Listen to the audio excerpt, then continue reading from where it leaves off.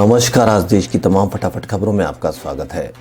योग गुरु बाबा रामदेव की पतंजलि आयुर्वेद ने कहा कि कोविड-19 के इलाज में सहायक दवा के रूप में उसके कोरोनिल टैबलेट को आयुष मंत्रालय से प्रमाण पत्र मिला है। कंपनी के इस टैबलेट को प्रमाण पत्र विश्व स्वास्थ्य संगठन WHO के प्रमाणन योजना के तहत मिला है। पतंजलि ने केंद्रीय स्वास्थ्य मंत्री डॉक्टर हर्षवर्धन और परिवहन मंत्री नितिन गडकरी की मौजूदगी में कोरोनिल के लिए आयुष मंत्रालय से प्रमाण पत्र मिलने की घोषणा की थी, जिसके बाद एक नया विवाद शुरू हो गया। इंडियन मेडिकल एसोसिएशन ने इसकी निंदा की है। IMA ने सवाल उठाया कि स्वास्थ्य मंत्री गलत तरीके से गढ़े हुए अवैज्ञानिक उत्पाद को देश के सामने कैसे बढ़ावा दे सकते हैं। दादरा नागर हवेली के सांसद मोहन ढेलकर का शव मुंबई के एक होटल में मिला है। मरीन ड्राइव के होटल सी ग्रीन में उनका शव मिला।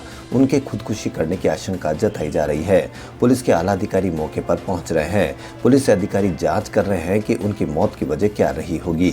मुंबई पुलिस ने एक अधिकृत बयान में कहा है कि दादर एवं नागर हवेली के सांसद मोहन संजीव भाई ढेलकर का शव जिस होटल में मिला है वह मरीन ड्राइव पुलिस स्टेशन के दायरे में आता है। पुलिस को मौके से एक सुसाइड नोट मिला है। जाँच जारी है। मौत की वजह का पता पोस्टमार्टम रिपोर्ट आने के बाद ही पता चलेगा। सोमवार को घरेलू शेयर बाजार में जबरदस्त गिरावट देखी गई। सेंसेक्स ने आज क्लोजिंग बेल तक 1100 से ज्यादा अंकों की गिरावट देखी। निफ्टी भी लुढ़क कर 14,700 के लेवल से नीचे आ गया। BSE और NSE के दोनों बेंचमार्क इंडेक्स लगातार 5वें दिन गिरावट के साथ बंद हुए। सेंसेक्स 50,000 के नीचे आकर रुका। बाजार बंद होने के साथ ही सेंसेक्स 1145 अंकों यानी 2.25% की गिरावट के साथ 49,744 पर रुका। वहीं निफ्टी भी 306 अंकों यानी 2.04% की गिरावट दर्ज की गई।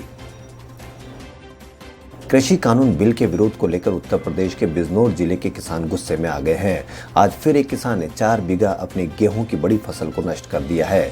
इस किसान का कहना है कि कल कुलचाने गांव के किसान सोहित ने अपनी गेहूं की खड़ी फसल को नष्ट कर दिया था।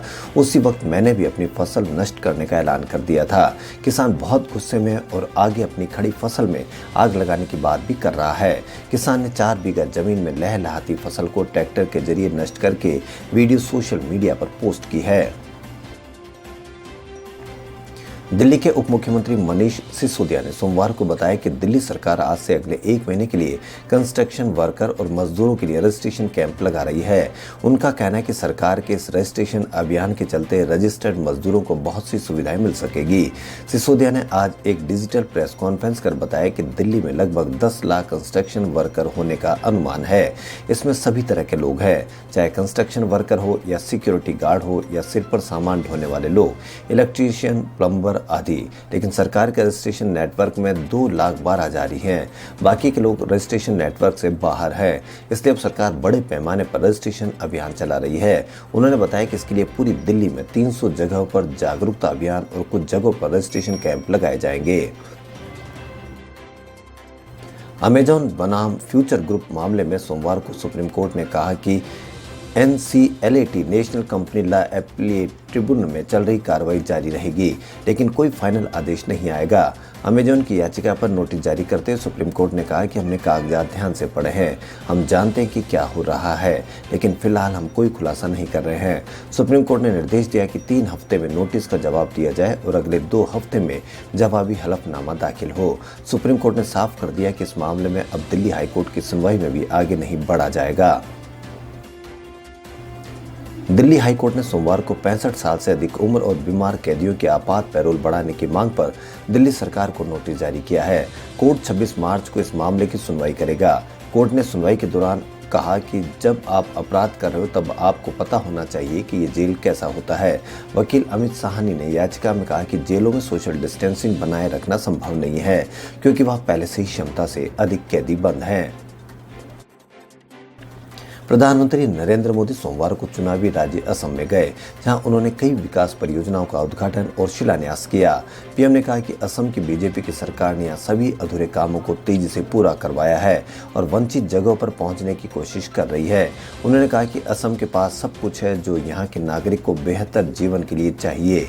जरूरत इसकी है कि विकास का जो डबल इंजन है उसे मजबूत किया जाए और इसका मौका आ रहा है। असम के लोगों के आशीर्वाद से असम के विकास में और तेजी आएगी। एल्गार परिषद मामले में बंबई हाई कोर्ट सोमवार को कवि वरवरा राव की 6 महीने की अंतरिम जमानत मेडिकल आधार पर मंजूर की। कोर्ट ने इसी के साथ उन्हें हिदायत दी है कि वह मुंबई में ही रहे और जब भी जांच के लिए उनकी जरूरत पड़े तो उपलब्ध रहे। बता दें कि इस मामले की जांच एनआईए कर रही है। पिछली सुनवाई में माओवादियों के बीच संबंध को लेकर गिरफ्तार वरवरा राव की वकील इंदिरा जयसिंह ने मुंबई हाईकोर्ट में अपने मुवक्किल की सेहत की जानकारी देते हुए अंतरिम जमानत का अनुरोध किया था। उन्होंने बताया कि कार्यकर्ता कवि फरवरी 2020 से अभी तक कुल 365 दिनों में से 149 दिन अस्पताल में रहे हैं। पुडुचेरी में कांग्रेस डीएमके की गठबंधन सरकार ने सत्ता खो दी है। सोमवार को विश्वास मत परीक्षण होना था, लेकिन मुख्यमंत्री वी नारायणसामी ने इसके पहले सदन से वॉकआउट कर दिया, जिसके बाद पुडुचेरी विधानसभा स्पीकर ने ऐलान किया कि नारायणसामी सरकार ने यहां बहुमत खो दिया है। मुख्यमंत्री ने अपने पद से इस्तीफा दे दिया है। बता दें कि पिछले हफ्ते कई विधायकों के इस्तीफे देने के बाद कांग्रेस की सरकार संकट में आ गई थी।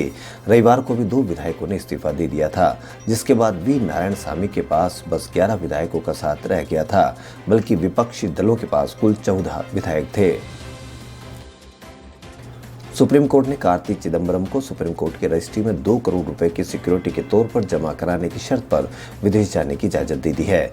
सुप्रीम कोर्ट ने कहा कि कार्ति जिस भी देश में जाए ईडी को अपनी यात्रा और ठहरने का ब्यौरा दे।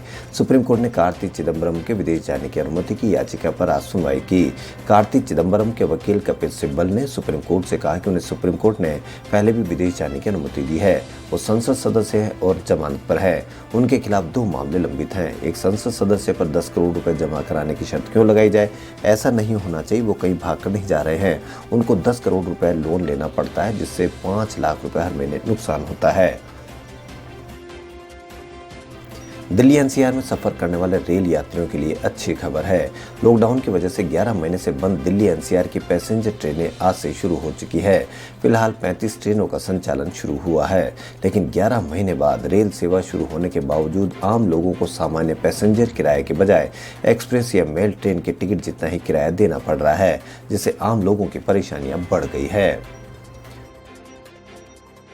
राहुल गांधी सोमवार को 2 दिन के दौरे पर अपने संसदीय क्षेत्र वायनाड पहुंचे। यहां उन्होंने ट्रैक्टर रैली समेत कुछ कार्यक्रमों में हिस्सा लिया।